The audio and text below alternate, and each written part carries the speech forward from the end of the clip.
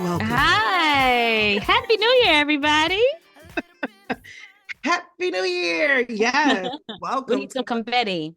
yes. Boom, boom, fireworks, fireworks, fireworks. Podcasting is hard with no visuals. It is. You guys can imagine though. Use your imaginations. Soon come, soon come. Hello and welcome to Dipped with, Sweet and hot. and this is, Melanie Lauren. and I am Holly Chanel, and we are glad to have you here in the new year. Hey, everybody. Thanks for tuning in. Listen, Holly, okay, before we get started, I just got to jump in and say people enjoyed the last episode, friend. They did. We talked did. about a lot.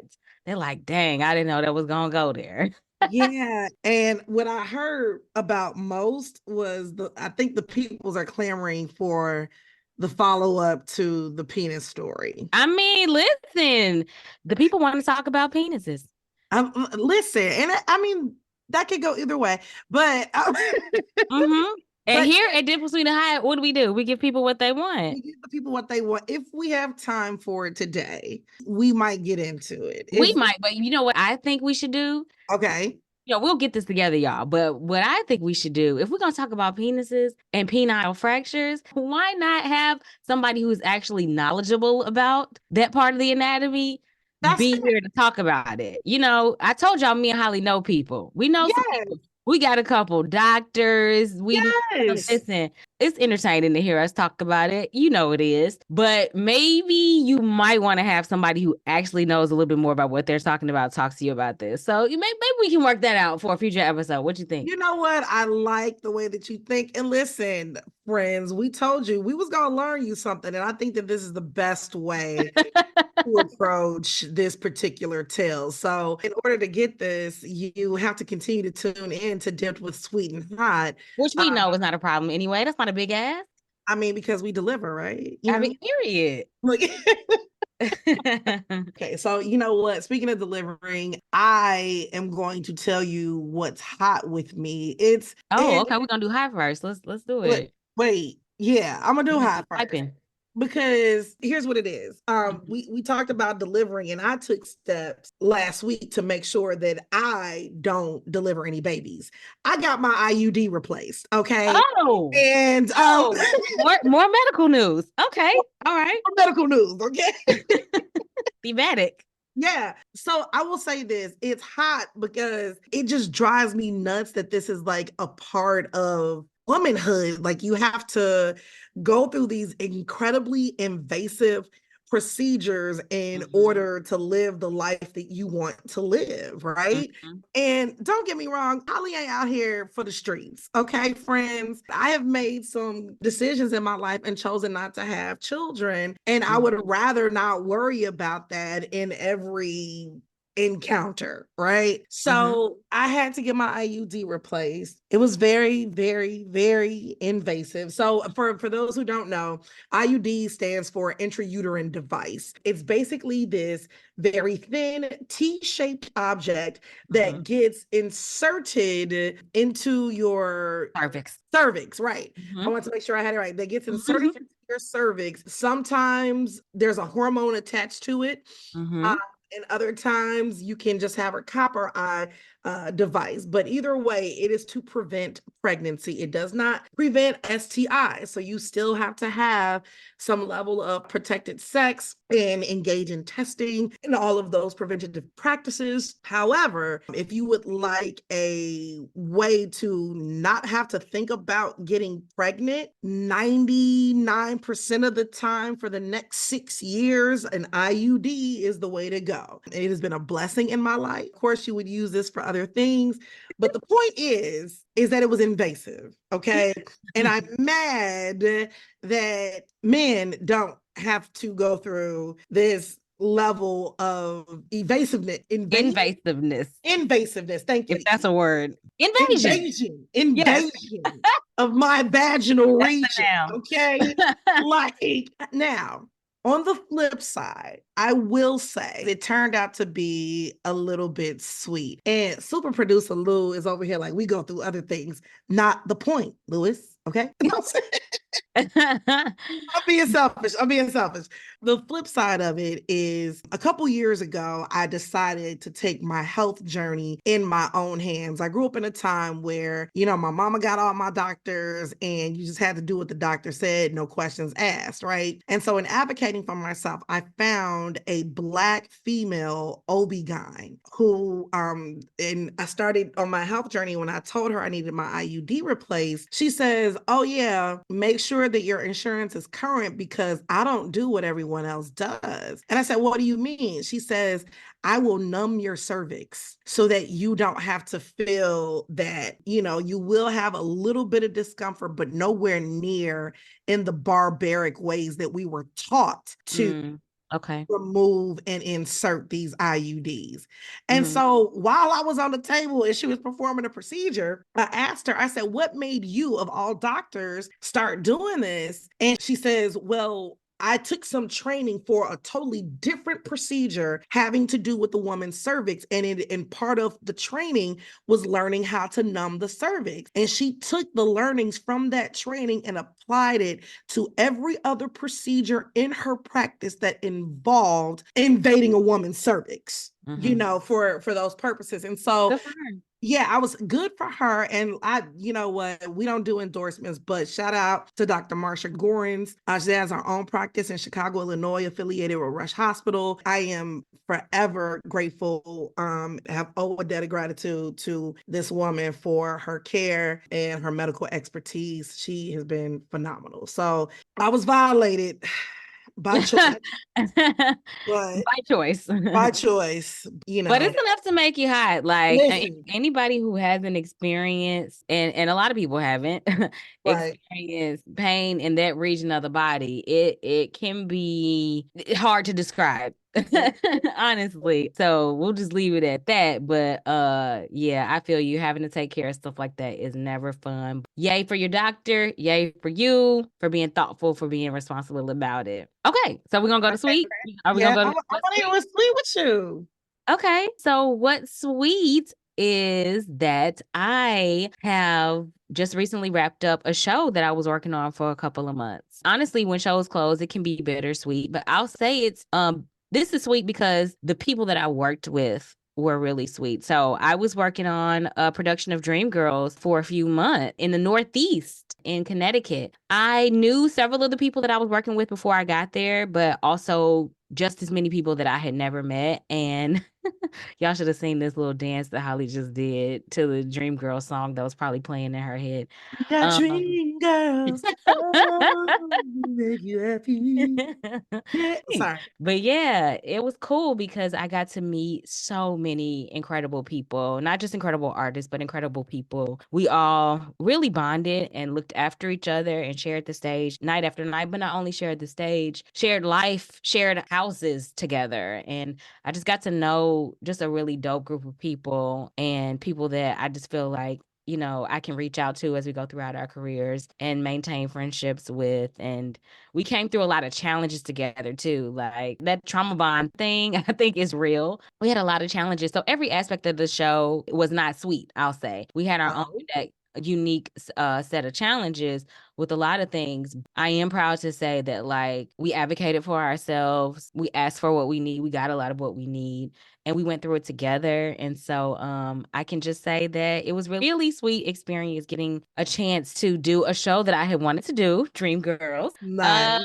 with some people who I've grown to love. So that was really sweet. I have to say, I went up to Connecticut to see this show and I was over the moon. Probably the best decision I made in 2023. Oh, And wow. Okay. oh my goodness, it was a phenomenal production, a phenomenal production. The talent on that stage was freaking incredible. And what was most impressive is that how many folks were in the cast, Mel? 22. 22 people. Y'all, if you heard these harmonies, you would have thought these folks had been singing together since Kirk Franklin and the family put out Melodies from Heaven, y'all. I mean, they sound like the seraphims and cherubims. It just angels they were.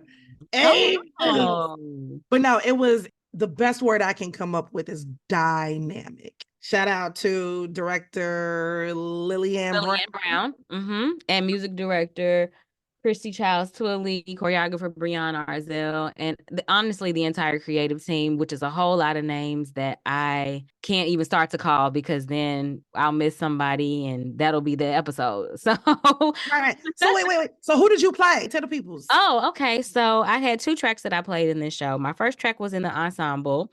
Okay. And so I wore a number of different hats as different characters in different scenes. Then my secondary track was as one of the dreams. I played Laurel. So I actually got a chance to perform as Laurel 3 times during the run of the show. So yeah, I was a dream. Now, okay, remind me in the dipped audience, Laurel was originally played by which dream girl? In the movie Anika Noni Rose, you asked originally, that was Loretta Devine on Broadway. Loretta Devine. Come on. It was really cool because the anniversary of Dreamgirls actually happened during the run of our show. So that was a pretty cool thing to coincide with, just like in the timeline. I can't remember which anniversary it was, and I should know the answer to that. But it was a big landmark anniversary for Dreamgirls that happened recently. So yeah, but it was Loretta Devine. So I got to do that role on stage. I love it. And she's so amazingly talented and still is. Yeah, but that's what I did.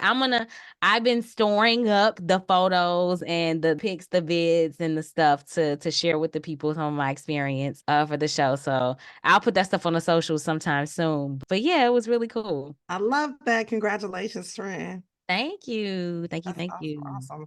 All right, so let's hop to it. What we got on deck today? Well, you guys hear us referencing frequently to our super producer, Big Lou. So we were like, let's let the people hear from Lou. So we're gonna talk about some things today, but we're gonna invite Louis to join in on the conversation today so the people can get to know you. Say what's up, sir. What's going on? I decided to stay on because you are not talking about penises, and I was gonna be part of that conversation. I can talk about my That is what he said immediately, y'all. He was like, I'm not talking about penises. I'm not talking about penises. That's not my forte. Listen, it's not ours either. That's why we said we was gonna get an expert. Exactly. But no, so we got Louis, we got super producer Louis here. Very hardworking man. We appreciate him so much.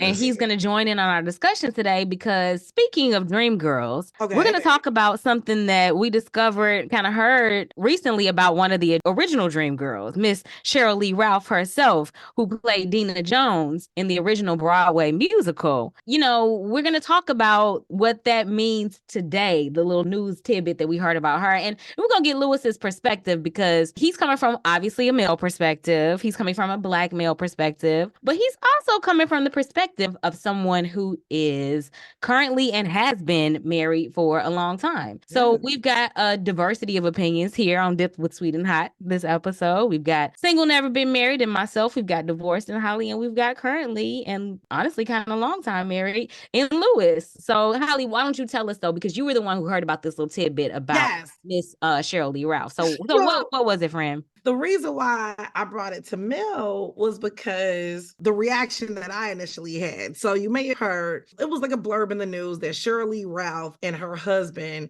were finally living together after living bi-coastally almost for the last 20 years, right? You know, Shirley Ralph is an acclaimed actress, so she has spent the majority of her time in LA. Well, her husband is a state politician for the state of Pennsylvania. Shirley Ralph, for the last 20 years, has gone home twice a month, and they've maintained their marriage that way. Well, blurb in the news came out that they were finally moving in together because I'm assuming, I do believe he was retiring or semi-retiring or something like that. And my initial reaction, like I sent the link to Melanie and I was like, they about to get divorced. Not after 20 years, friend. They about to get divorced. Because I mean, I was like, they may have already like figured out one of the keys to a successful marriage. Why are we changing things? Like it's been 20 years, clearly. Which would be what you're saying would be living apart. Yeah, living apart and then like just dropping in a couple times a month. Like to me, that's idyllic. Negative. This ain't a date. What's going out in these streets? What are we doing? I'm about to Cat Williams this interview right here. Listen. Jump in, Louis. What you got? What you got to say? So my thought is it's very difficult to live apart. And living apart, although it works, I'm not saying it doesn't work for people, but clearly it works for me. The issue you would have with living as far as you never get to really deal with the issues with living together, which is what Holly's talking about. Because some people have this individual mindset where they're like, okay, I like my this and I like my that and I like my house this way, or I like the room set this way, and never get the chance to invite someone else in to go, how can we cohabitate? And I think that's a big thing. You got to work that out.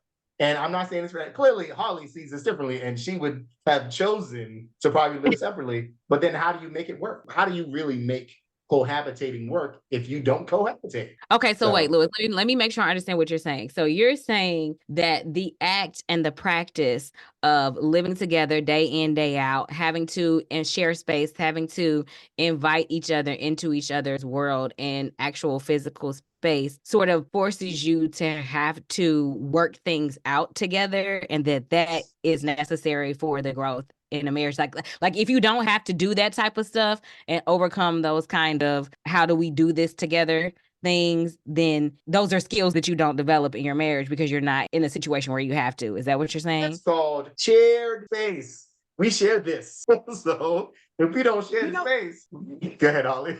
You want to know what I heard? I heard, let's create a problem so we have something to solve. What? That don't even make any sense. So you're telling me that it's a problem to now live together. You've already chosen to be together. So y'all gonna be together. No, what I'm saying is you're positing that you don't learn how to work through problems unless you share space. I'm positing we may not have a problem if we don't share this space. It's a chicken and egg situation. It's a chicken and egg. Clearly. I don't see it as a problem though. Like just the thought is you're going in there thinking, and not that you have, but I feel like you go in there thinking, if we live together, it's going to be a problem. The question is, why is it going to be a problem? Because I don't want to share my space. That's the problem. Okay, you don't want to share your space. So are you saying that the problem is that I don't want to share flows over into other aspects of the relationship? In a lot of cases, it does, because it comes in an individual mindset. So the individual mindset is, this is mine. When it's just like, no, we got married, this is ours. Because one of the major problems with relationships is finances. And it's a hard thing to commingle your finances. And we already know, living in California, what can be taken from you and all this other stuff. But the interesting thing is, if you go into a marriage thinking this could happen, this could happen, this could happen, then it becomes a problem. So that's why a lot of people don't even want to try, because they're like, well, if we get married, like we've been together for a long time, why get married? Because marriage is, there's a certain type of union there. I'm not saying that everybody has to, but like, if you really want to do this, let's do it right.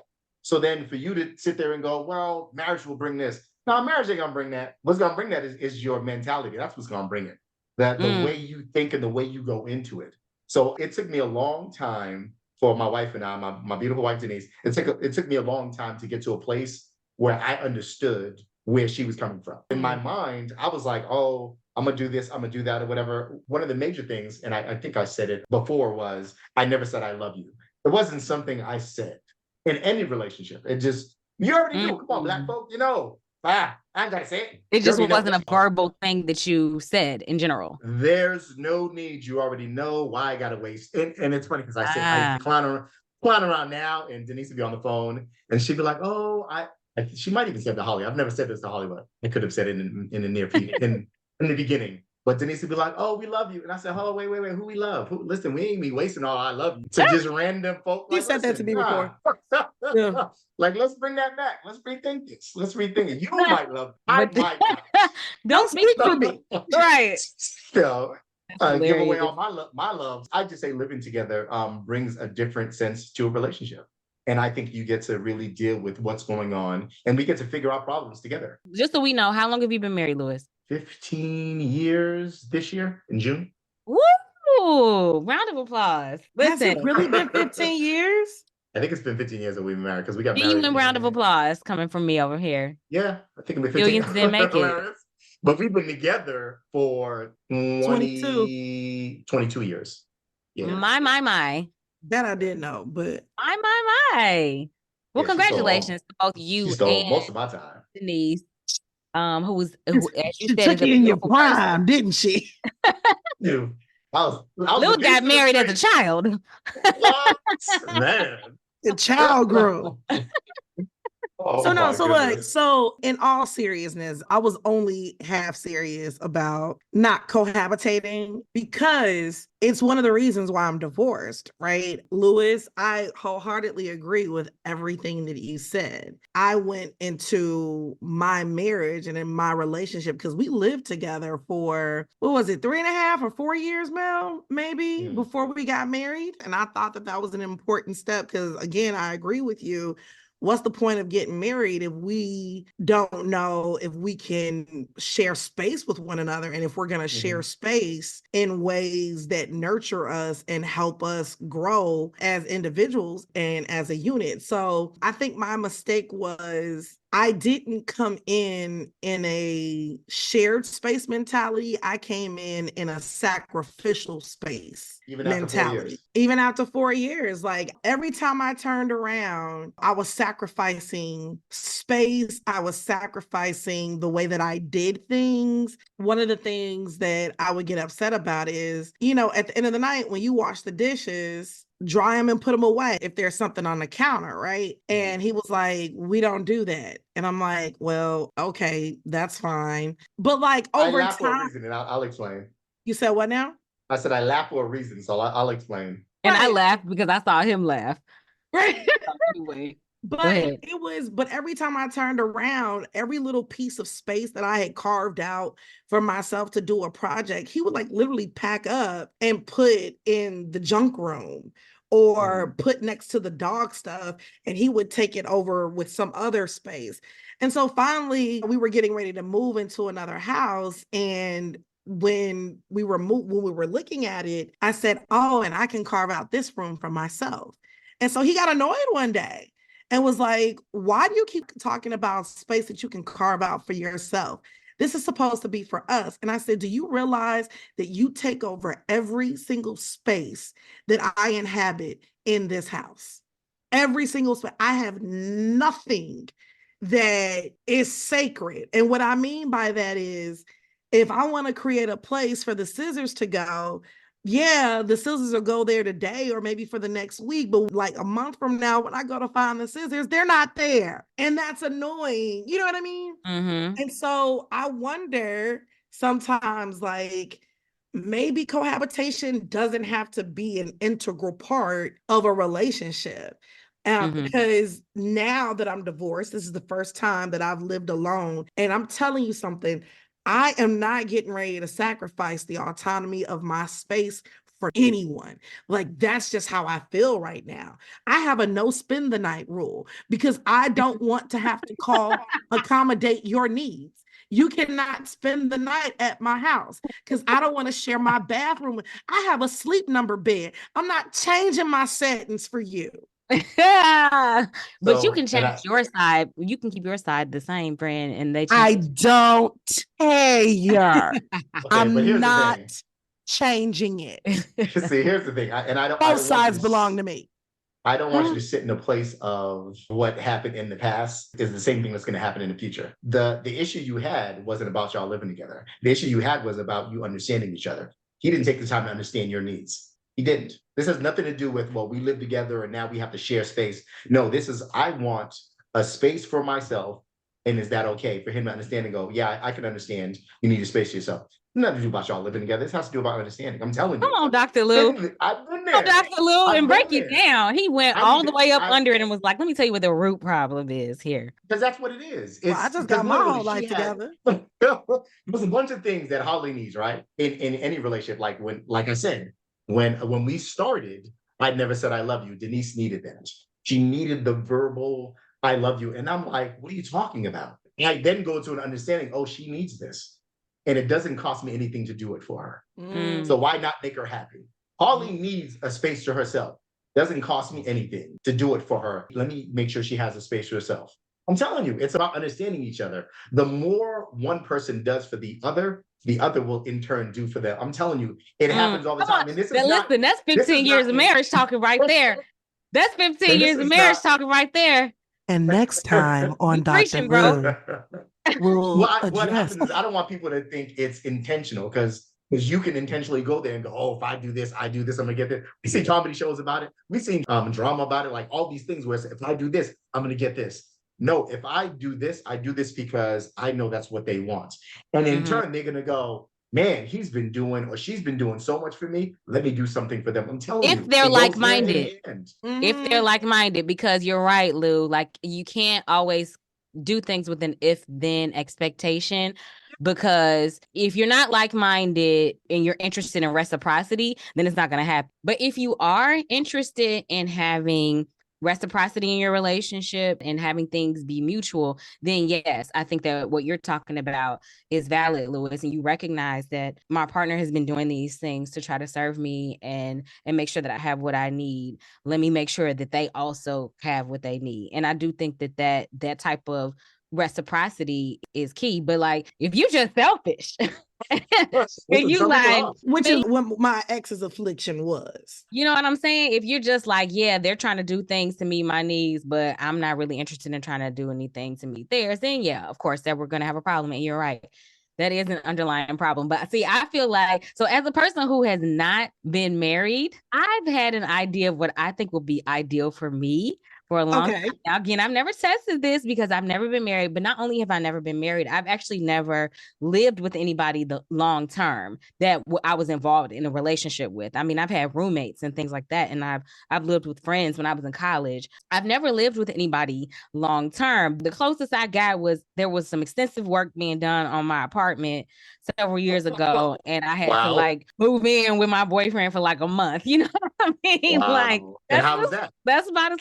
And honestly, it was fine because it was a partial move in, to the degree that, like, I mean, I brought stuff over there a couple of days at a time. I would go back to my house because I could go in and out of my apartment. So I could still go in and out, get what I need, come back. We both worked full time. So it's not like we were like at the house all day together. You know what I mean? And so honestly, it worked out without a problem. To his credit, he was very welcoming. He was very sharing minded, very like what you were talking about of like, what does she need? And like, there was no fighting for space or territory or anything like that. First of all, I recognized that it was his house. Okay, first of all. But second of all, there was never a need where it was like, hey, I need this. Can I do this in this space? Where he just like didn't honor that or respect that. So we actually, for that month, got along pretty well. But again, I don't like to, it's not really a microcosm of what it would have been like for real, because bringing all my stuff, and I'm there all the time, then like, you know, maybe, but that's not really what it was. But I say all that to say that, like, so something that, you know, a lot of people may not know about me is I don't actually have any biological brothers and sisters. I have a huge extended family, so grew up with plenty of kids, but as far as like in the house. So this whole issue of like sharing space, I'm laughing because you talking to somebody who had her whole life. You hear me? I learned pretty early, even in dating and in relationships and stuff, like this is what it's like to have somebody around all the time. Like, what is this? Yeah. Wait a minute. Like, I'm used to having my own in a lot of ways, and people will be like, oh, she's spoiled or she's selfish. That's not true.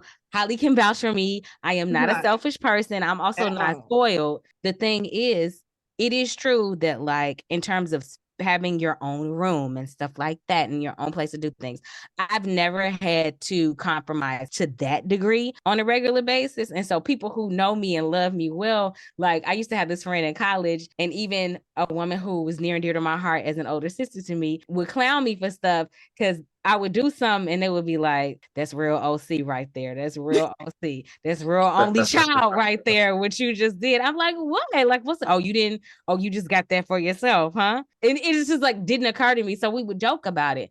But here's what I decided would be the ideal living situation for Melanie. And TBD, when I get married, if it will work out. But here's what I decided. Okay. So it's like a marriage, pun intended, of what you two are talking about. And I was like, I knew this. I was like, okay, when I get married, I do want to live with my husband, first of all. It would be ideal to me for us to live together, not for us to live apart. Travel for work and things like that having to happen, but just like as a home base for us to call the same place home. Also, I knew, I was like, I'm gonna have to have my own room in my house. And when I said my own room in my house, that exactly, we're talking about a space inside our home that we share together that is mine. I'm not saying I want a separate bedroom, not my own bedroom, but just my own place in the house where I can go and be and do what I need to do, do what I want to do if there's times when I just feel like taking a moment to myself. And the funny thing about it is we call it by different names. I realized that my mother had that in our house. My mother had that. They still married. Yeah, my parents have been married. How many years have my parents been married? Let me 38, 48, I think. Not 48, honey. Oh, it's in the 40s, babe. I'm 10 years back. And I say that every time that, you know what, for the last 10 years that they've had an anniversary, I have been surprised that it's not still 30 something. My parents got married very young and they have been married a long time. But what I realized is that my mother carved out space for herself. And to your point, Louis, my father respected it. She likes to take, it's like therapeutic for her to take. Like people think like taking baths is like therapeutic. And so there was this for some people, but we had this small bathroom in our house that nobody else needed to use for anything else.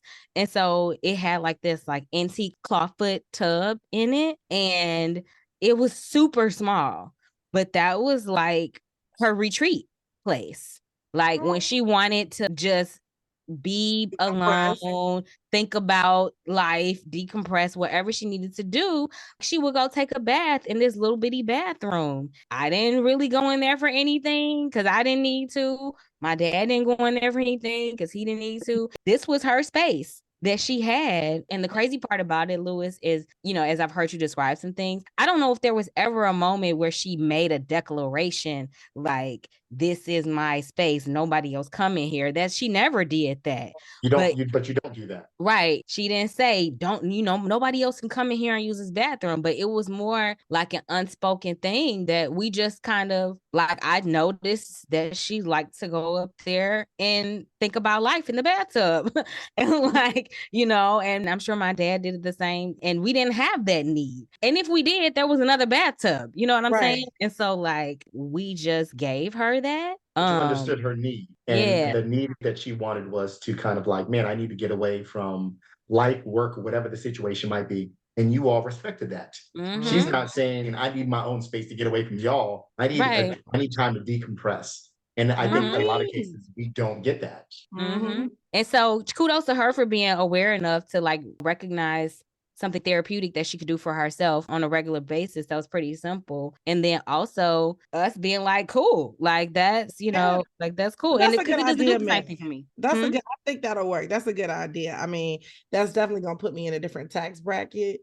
It don't have to be a big space, but like, I figured out, I'm gonna pat myself on the back for figuring out long ago. Yeah, I love my man and I want to spend a lot of time with him. And, whoever I was with at the time that spurred this thought on, I was like, but I'm going to need a little bit of timeout space. And I think that's a real thing for me. Now that I think about it, Louis, you know what? I left out a big part because Did you? I did. Because as you know, I just said that this is the first time that I've lived alone, right? Since my divorce. But what the Dip with Sweet and Hot public should also know is that this is the first time that I've lived with only a woman since college. Like all of my roommates have been men. I lived with my brother. I lived with my now ex-husband, and I lived with a good friend of mine. All male, just some encroaching impers. Yeah. Love them dearly. What did you say, friend? There's some encroaching what? MFers. Oh, okay. That's what I thought you said. All right. Put up a little bit. I knew what you meant. Yeah, I don't want to call them completely out their names, I know. When I tell you, like, I've had people shove other women's underwear into my room because another woman was on her way. Like, I'm over it. I don't want to live with nobody. Difference. You're dealing with someone who actually doesn't have to share their space. Who's like, well, I'm here and Holly's here. Where this is no unity. This is not us trying to live together and things of that sort or whatever. So I feel like it's a little bit different. That doesn't mean I want my space to be respected, because I feel like in a lot of cases, I had roommates in college and I was like, hey, leave my stuff alone. Don't touch this. Ain't nothing over here yours. Don't touch my stuff. You know what? I would actually like to say that I was telling you guys about my experience living in Connecticut recently. I actually, for the first time, I had to share space. I had my own bathroom and bedroom, but I actually had to share at one point kitchen and living room with 5 other women. I was nervous about that going in. I was like, oh my gosh. Like, because whenever else I've had to travel for work, I've had my own everything. And I wasn't used to that kind of situation. And so I'm proud of myself. I did very well. And we did very well. We nicknamed our house the Dream House. It was 6 women in Dreamgirls living in this house together. I'm very happy to say it was completely drama-free. We not only liked each other, we not only worked together, we lived together, we ate together, we shared food and cooked for each other in very generous and hospitable ways. And like people love to hang out at our house because the vibe was so great. So shout out to y'all. Y'all listening, you know who you are. I don't like to say people's names, but I have proven that I can successfully share space. And so I just know what I need when I do it. All right, I can't even argue with you on that. We're going to have to report back when the time comes. I mean, so it sounds like, okay, so to wrap this up, it sounds like to answer the question of, you know, we've been talking about adulting, right? This is just another aspect of adulting. Like, how do you set up your home as an adult? That is something that who's in your house? Who do you allow in your house? Who do you want in your house? And it sounds like kind of what we're saying is to answer the question about, do you need to live with your partner, the person that you are partnered with, your spouse? I think that need is a strong word. It sounds like maybe, obviously, Cheryl Lee Ralph and her husband did not need to live together to have a happy marriage for the 20 years that they lived separately. It does sound like you have the desire. That desire also has to be accompanied by a certain mindset. Yes. About sharing and giving each other what they need inside the space. Yeah. And all I'm saying is if in a year or two we hear about divorce between the Ralphs, that we shan't be surprised. I'm out. Putting that in the air. Louis, don't put that out there. No. And y'all, don't get me wrong. I love Black love, but I also love my space. That point has been made. Yes, friend. We know you have made that clear. Listen, we wish the Ralphs the best as they embark on this new chapter of life together, 20 years in, getting to see what it's like living together. But, you know, it also takes a certain specific set of skills to maintain a long distance relationship for 20 years. So I will say I actually got faith in the Ralphs. They got some tools in the toolkit, in the relationship toolkit to keep it together. They're just going to probably have to get a little creative and show a little grace. I agree. Yeah. Okay, fair enough. We'll see. All right, friends. This has been another episode of Dipped with Sweet and Hot. My name is Holly Chanel. And I'm Melanie Lauren. And say what's up. Gotta say goodbye to the people, Lou. Hey, my name is Louis Jacques. I do it for the people and my lovely women who are doing this and holding it down. Sweet and hot. Hey, Dipped with Sweet and Hot. We out. We'll talk to y'all next time.